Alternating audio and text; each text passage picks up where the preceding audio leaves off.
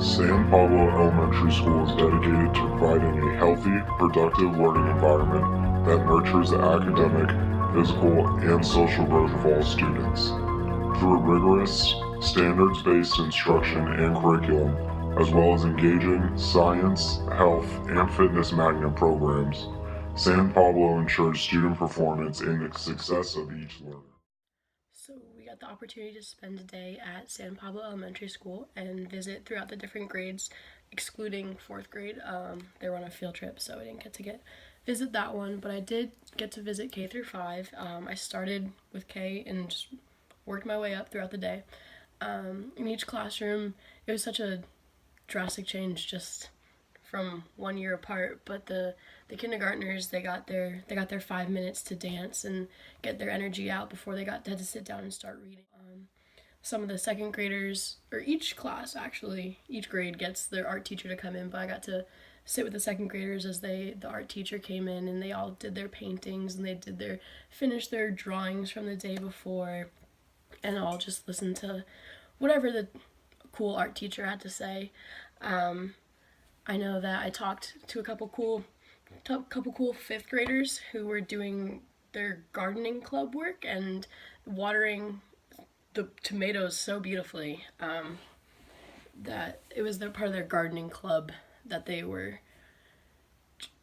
fixing, that they were pouring water on, like, because they missed it. For whatever reason, they high-pitched voices, I couldn't really tell, but they were there.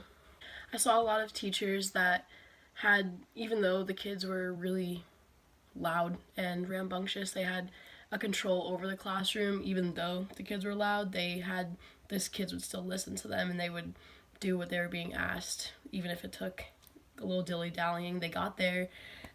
Even if it wasn't the smoothest transition, the teacher didn't lose control of the classroom and just everything go crazy. The teachers were so caring and so welcoming for us to kind of come into their way during the day, and they really cared about their students.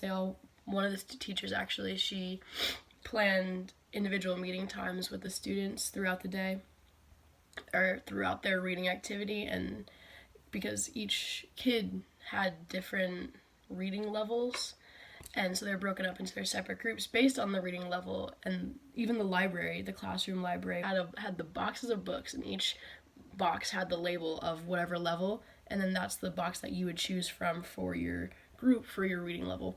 And I thought that was really convenient, but the teacher would sit in the back corner and each group would do their independent group or pairing reading work, and she would call them over and then they would talk to her about whatever they needed help with, or if they were struggling, or if they just wanted to check in and be like, hey, this is a cool book I'm reading, here it is. Are there free and reduced lunches available here? Yes. Yes, there are. Okay. And what are some challenges the school has recently faced? I'm pretty fortunate not to have a lot of challenges, but I guess the challenge is to maintain our letter grade of an A, because once you're high performing, it's hard to continue to make gains at the same level to keep that level with the state ranking. So I guess that's a challenge that we face. Last year we had a dip in science, so we are putting things in place to try to improve our science scores this year. But if you look at our historic data, it's every other year we take a dip in science. Okay.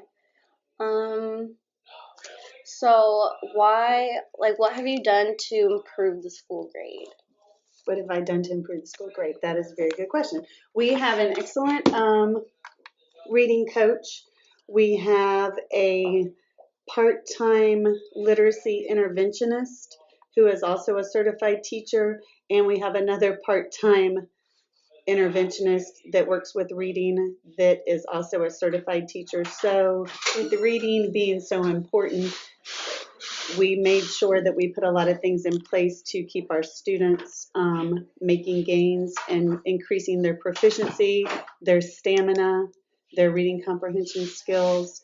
We've also got some math programs in place that we've added to also bump up our math scores. Okay. All right. That's it. I was able to observe students in San Pablo, and while I was there, I sat in classes ranging from kindergarten all the way up to 5th grade, and I was able to talk to the students. I sat in one classroom that was a 1st grade classroom taking an art class, and they were able to explore their artistic abilities while painting pictures with all these different colors, and they really enjoyed that. And I also spoke to kids that were in PE that day, and they were excited about talking about the different times they got during their run. And not only does San Pablo have PE and art, but they also have music that the kids are really excited to go to. I spoke to kids about a walkathon that they participated in, and one student for the school, and one student told me that his mom was involved and that she helped out. And so not only does San Pablo reach out to the community, but the community also reaches out to San Pablo, and it's very community oriented. San Pablo is right next to Fletcher High School, where a lot of kids go to for high school. And on Fridays, San Pablo wears purple to represent Fletcher, and it's just a very community-based school, and the kids grow up together. Something else that they do is I spoke to kids that were going to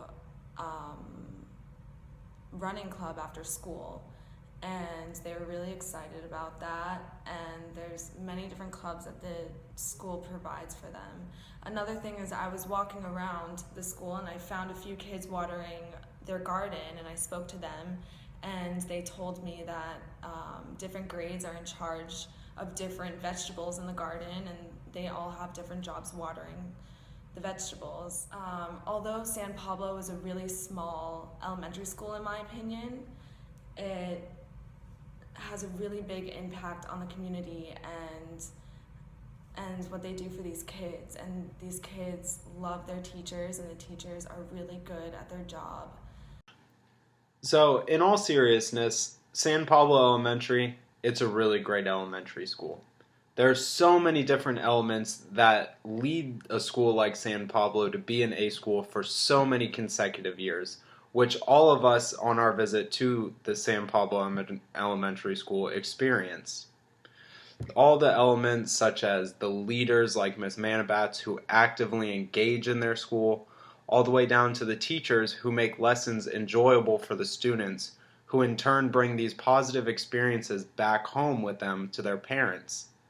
And in turn, further, the parents want to get involved with the school because they know that their child actively enjoys going there. And all of this creates a very unique school culture that can be perpetuated as the students move on, even to next door to Fletcher High School. All of these elements come together to form such a great, unique little school that has managed to serve many children of the community and hopefully will for years to come. Colin, I hope you can edit this stuff out. Otherwise, don't. Okay, goodbye. Take you apart, I put us back together. Ah, baby, don't